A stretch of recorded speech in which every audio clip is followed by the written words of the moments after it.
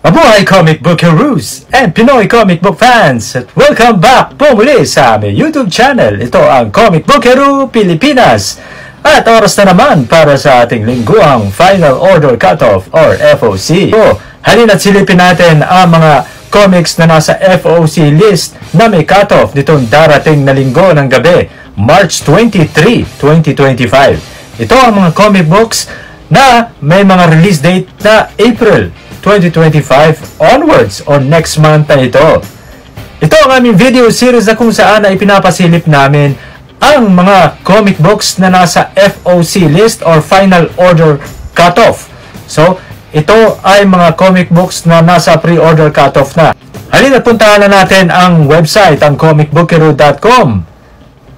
At pag nasa website na tayo, ano nga ba ang mga comic books na ito? Umpisahan natin sa ating best-selling o ang pinakamabentang comic sa Comic Book Hero website. Ito ang Absolute Flash number 2, no? Ito ang second issue nitong Absolute Flash from DC Comics. From Marvel naman, tutungo tayo sa Marvel, itong Amazing Spider-Man number 2. Itong bagong serye ng Amazing Spider-Man na gawa ni Joe Kelly at sa art ni Pepe Larraz. Itong Magic number 4 ng Marvel, Zatanna number 3 of 6 ng DC Comics, DC X Sonic the Hedgehog number 2 of 5, Batman Superman World's Finest number 38. Ito ang main cover. Meron tayo ditong one shot from DC, itong Summer of Superman Special number 1. Ito ay one shot lamang. Ano nga ba ito? Tingnan natin ito. Main cover ito nga pala ni Jorge Jimenez. This is it, spring into the summer of Superman. The Man of Steel and his universe of friends, family, allies, and rogues is in for some big changes. And it all starts in the Summer of Superman special, brought to you by Superman series architects Joshua Williamson, Mark Waid, and his grand entrance to the world of tomorrow, Dan Slott. This special oversized issue will set the stage for all the major events exploding throughout the Superman titles.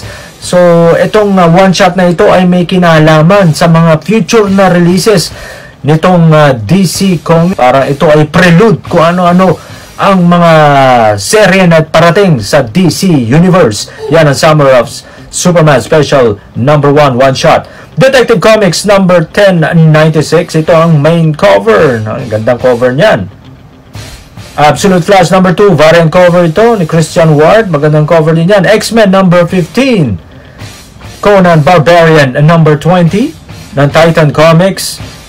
We have a first issue here from Marvel. Itong Star Wars. So sa mga Star Wars fans yan, tingnan natin ang storyline nito. An epic new adventure begins for Luke, Leia, and Han in the wake of Return of Jedi.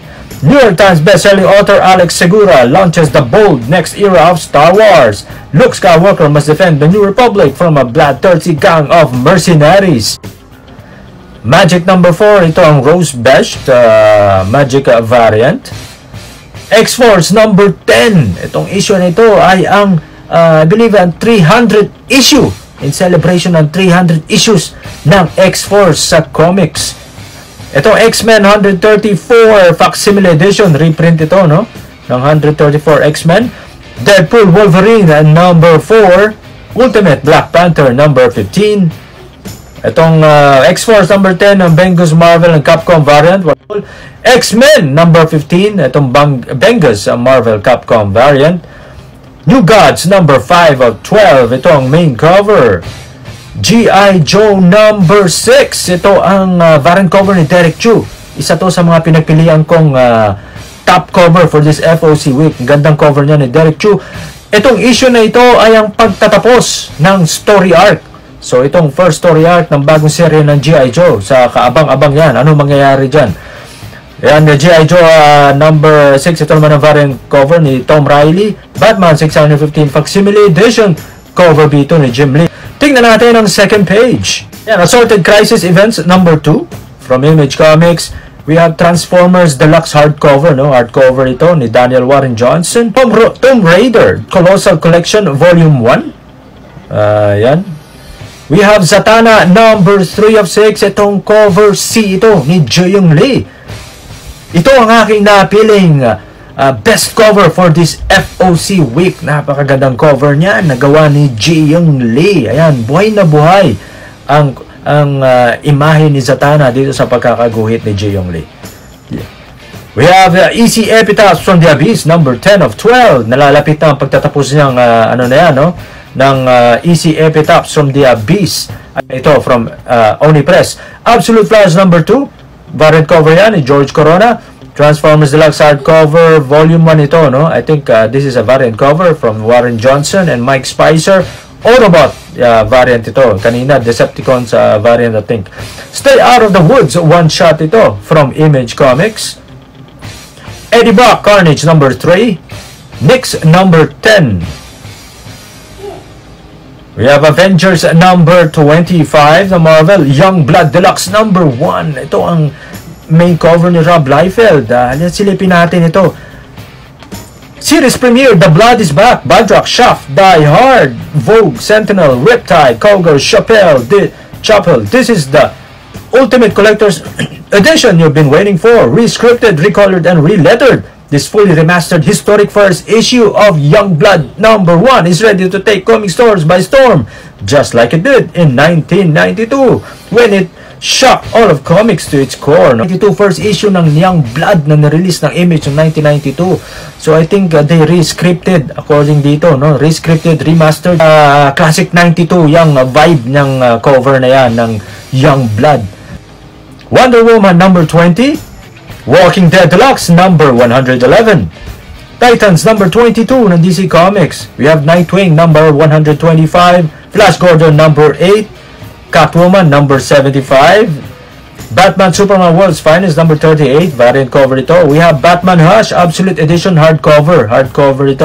Penthouse Comics 2025 number 2. Ito ay as you can see, this is not suitable for minor audiences, no? New Champions number 4 ni Rian Gonzalez, our very own artist Rian Gonzalez. New Champions, ito ang main cover. So yan ang mga ilan lamang sa FOC list. More than 300 comics na nasa ating FOC list at available na through pre-order up until Sunday night, this March 23. So mag pre-order na kayo. Ito mga comic books na ito ay may release date na April 2025 onwards. Meron tayong bagong update lamang sa ating website, no? Kung makikita nyo sa top homepage na meron tayong Amazing Spider-Man sa bagong serye ni Joe Kelly at Pepe Larraz. April 9, no, ang release date niya. So don't miss out and magano na kayo. Yan yung mga cover, meron tayong mga ratio variants, variant covers, Malavia, main covers 1, and the second issue is available na. So don't miss it, pre-order na kayo. At ayan na nga po ang ating mga comic books na nasa FOC list or pre-order cutoff nitong darating na linggo na ng gabi, March 23, 2025. So make sure mag-pre-order na kayo. Huwag niyo po kalimutang i-like, i-share, at mag-subscribe na rin kayo sa aming YouTube channel at i-click nyo na rin ang notification bell para updated kayo every time we post new videos sa aming YouTube channel.